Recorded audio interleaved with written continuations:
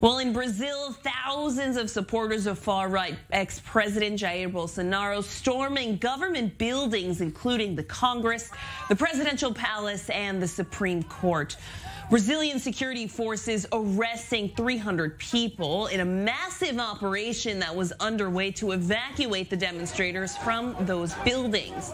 Security forces used riot police on horseback, water cannons, and even fired tear gas from helicopters. The former Brazilian president denouncing the, quote, depredations and invasions of public buildings. And the current president, Luis Lula da Silva, condemning it as a, quote, fascist attack. Take a listen. Like true vandals, destroying what they found in front of them. We think there was a lack of security, and I want to tell you that these people who did this will be found and punished. They will realize that democracy guarantees the right to freedom and free speech, but it also demands that people respect the institutions created to strengthen democracy.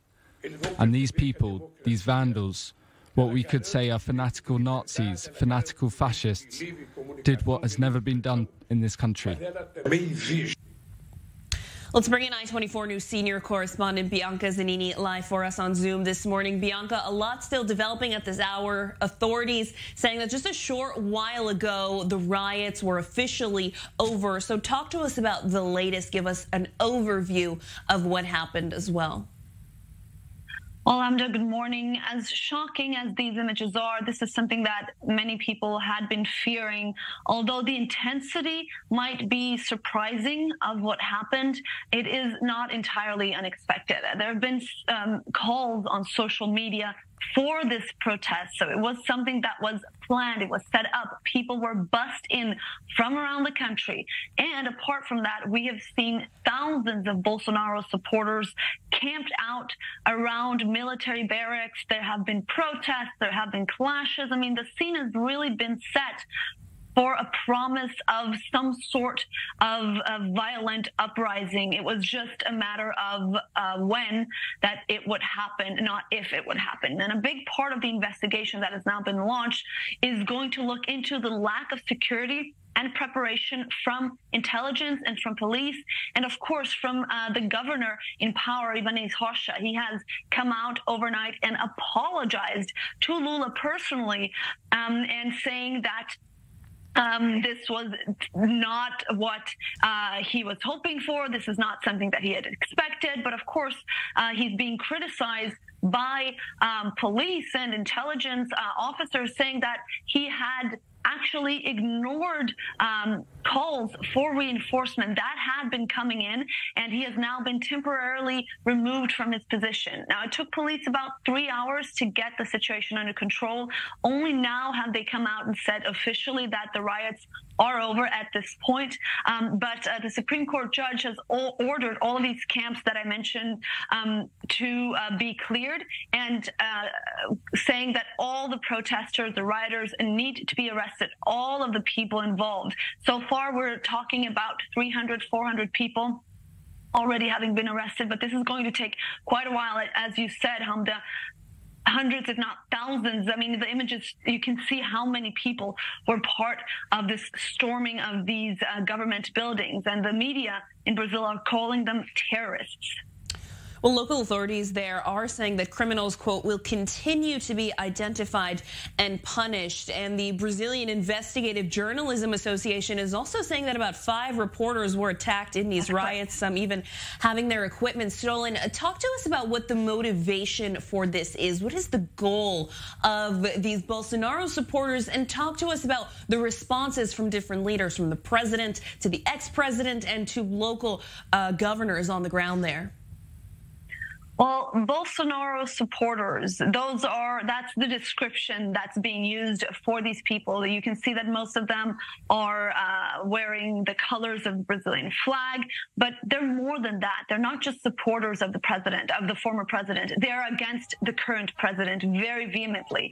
They believe the election was stolen, but it's bigger than that. It's on a national scale. If you see, a lot of them were not wearing any face coverings. They're not afraid of showing their faces. They're not ashamed. They believe that they're defending the country against a future under a communist president. Now, Lula, of course, is not a communist, but that is the narrative of the far right. That is the narrative that has dominated the campaign of Bolsonaro. And for these people, the only way to save Brazil is through a military intervention. Now, keep in mind that until about 30, 40 years ago, Brazil was under a military dictatorship. And back then, there was censorship, there was disappearances, lack of freedoms. But apparently, people have short memories. And so, on the one hand, this does echo the U.S. Invasion of the capital, January 6th. We're talking about January 8th being the Brazilian January 6th. And there are many similarities. Bolsonaro was known as the Trump of the tropics. You do see a lot of the same worldviews among his supporters and Trump's supporters. But in Brazil, there is this aspect of the military coup, the military intervention. And it's really a battle of values. It's a battle for the future of the country. And of course, for Lula, this is a massive challenge. He won the election by a tiny margin of 50.9%, not even 51%, like as small as it could be. And he's facing a deeply, deeply divided country that just people have completely different values, and half of the population are so vehemently against him.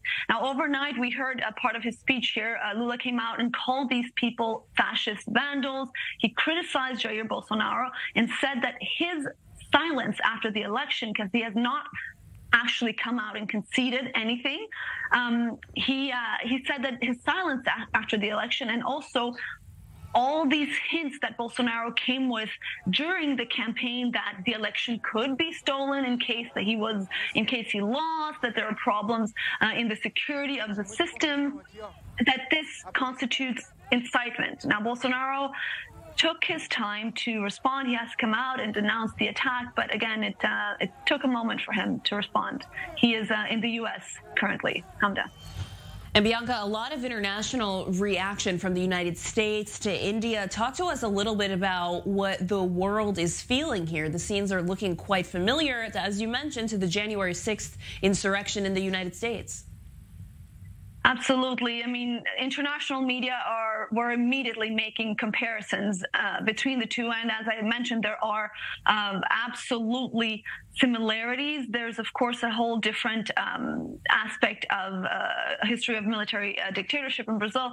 But what we've heard immediately from the U.S. is condemnation. We've heard from leaders in the EU condemning the attacks. We've heard from the UN as well. And now lately, we saw Indian Prime Minister Narendra Modi come out and said he was very worried about Brazilian democracy. But listen, Brazilian democracy is still working. And although these people are calling for the military to step in, there's been absolutely no indication that they would do so. And at the moment, we're talking about a radical group that is shedding light or putting the spotlight on a larger problem. But as we're talking at this moment, the situation is under control, and there will be an investigation, and there will be punishment and repercussions. I-24 News senior correspondent Bianca Zanini with your extensive reporting on the storming of the government buildings in Brazil. Thank you.